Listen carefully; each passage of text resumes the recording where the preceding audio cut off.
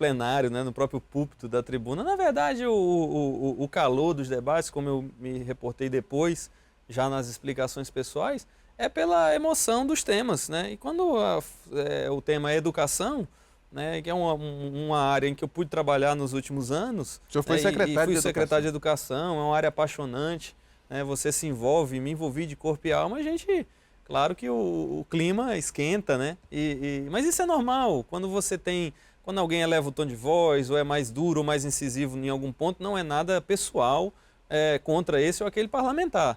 Mas ali a gente fez questão de apontar, porque a deputada levou algumas informações e a partir de situações específicas, de problemas individuais, quis dar a entender ou induzir que a situação da educação do Acre não é uma situação boa. E o que eu estava levando ali, no primeiro momento, era justamente os dados que o secretário de Estado de Educação, meu amigo, colega, professor Marco Brandão, junto com a sua equipe, nos apresentou hoje, que é a série histórica desde 2005, no caso do IDEB, até 2013, e desde 2009 até o ano também de 2014, do CEAP.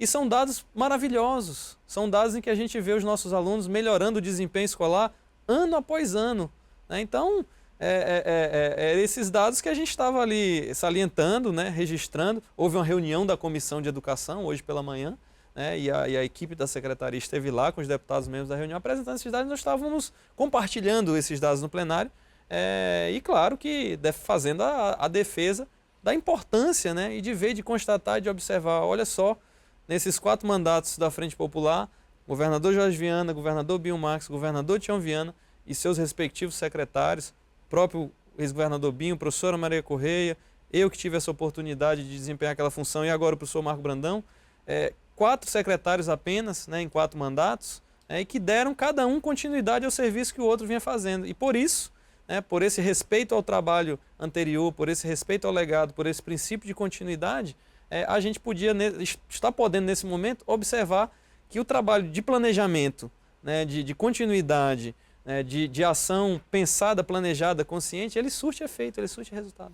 Deputado, essa semana um assunto que repercutiu muito na política foi a entrevista concedida pelo senador Jorge Viana, no início da semana, em que ele faz algumas críticas ao governo federal, faz algumas críticas ao próprio governo do estado e cada um que faz a interpretação pessoal daquilo que ele falou. Correto. Cada veículo que dá a sua versão, colunistas políticos interpretam um ponto ou outro da entrevista. O senhor, o que é que achou da afirmação do senador em relação ao governo local, em relação ao governo federal?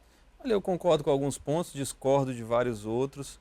Acho que o nosso senador, ex-governador, ex-prefeito e, acima de tudo, militante do Partido dos Trabalhadores da Frente Popular, tem não só o direito, como tem uma posição e um status altamente abalizado para emitir qualquer tipo de opinião acerca do governo, acerca de estratégia e tática eleitoral, acerca do governo federal e acerca de qualquer assunto.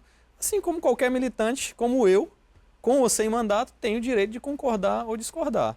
Eu concordo com algumas observações a respeito de que sim, é necessário que o PT realize sempre de forma permanente uma autocrítica, né, no sentido de lançar um olhar criterioso sobre os problemas, né, sobre as situações que se apresentam no nosso dia a dia ao longo desses nossos 35 anos, mas discordo de outras posições quando, por exemplo, ele coloca, como falei agora no início, eleições de parlamentares como eu e o deputado Lorival, por exemplo, que fomos ex-secretários, e que isso, muito embora sejamos, na opinião dele, bons parlamentares, isso teria custado caro, e teria sido representado o sacrifício de colegas de outros partidos. Como eu disse, não necessariamente, não necessariamente, se não tivéssemos concorrido, os colegas lá teriam sido eleitos, ninguém pode dizer isso, mas acredito que são opiniões que qualquer um militante pode dizer e qualquer outro militante pode concordar ou discordar.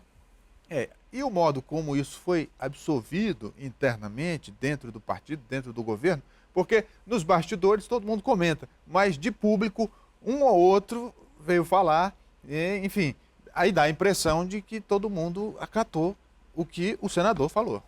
Não, eu acho que não houve, eu pelo menos não interpretei a fala do senador como críticas, interpretei como uma análise crítica, que é diferente de você fazer observações negativas a respeito do governo. Ao contrário, eu vi o senador elogiando o governador Tião, né? Então, aquela suposto tensionamento ou rivalidade que às vezes as pessoas dizem haver entre o senador Jorge e o governador Tião, eu não enxergo, não consigo fazer essa leitura, não observo dessa forma, e acho que a fortaleza do PT e da Frente Popular é a sua pluralidade de ideias, de posicionamentos e a liberdade de expressá-los, né? Não seríamos um partido grandioso como somos, não seríamos uma coligação de uma frente ampla como somos, se fôssemos tolhidos na nossa possibilidade de expressar nossas opiniões, nossas manifestações. Agora, naturalmente, que outra pessoa vai se sentir mais ou menos tocada, ou mais ou menos emocionada ou impactada por uma ou outra declaração. Mas eu encaro isso de uma maneira muito natural, muito normal, como parte do processo democrático e como parte do processo plural que existe no governo. E cada governo tem seu perfil, tem seu modo de fazer, tem sua marca. Eu acho que os governos da Frente Popular têm um tripé importantíssimo e esse está presente em todos os governos, seja no governo Jorge Viana, seja no governo Bill Marques, seja no governo Tião Viana, que são os investimentos em infraestrutura e logística, em inclusão social e em inclusão socioprodutiva, né, em produção econômica. Cada um com uma característica mais marcante. Acho que o governo Jorge Viana teve uma característica mais marcante na infraestrutura urbana das cidades, mas também na logística, nas estradas, etc. Até porque era o momento e era a prioridade. O governo Binho teve uma característica mais marcante nos programas na inclusão social, porque era o momento, justamente porque já havia um avanço na infraestrutura e ele podia, naquele momento, se dedicar mais à questão da inclusão social. E o governo Tião tem uma característica fortíssima e marcante na produção, no investimento na indústria, nos pequenos negócios, na produção agrícola familiar e do médio e grande produtor. Ou seja, é uma sucessão de governos, cada um com a sua prioridade, que é a prioridade que dialogava com a necessidade do seu tempo. Então, qual é a nossa principal necessidade hoje e que o governador Tião Viana enfrenta de forma tão briosa? É tornar o Estado cada vez menos dependente dos repasses constitucionais federais, do governo federal. Por isso, o investimento em produção na cadeia do peixe, do suíno, da avicultura e tudo aquilo que tem constituído a base dos investimentos do governo na política estadual de industrialização e de produção da agricultura, seja a agricultura familiar ou a pequena ou a média e grande propriedade rural. Muito bem, conversei aqui com o deputado Daniel Zen, do Partido dos Trabalhadores, líder do governo na Assembleia. Muito obrigado, deputado, pela vinda. Obrigado, Rogério, eu que agradeço. O Gazeta Entrevista vai fazer um intervalo. A gente volta daqui a pouco com mais uma boa conversa. Não saia daí.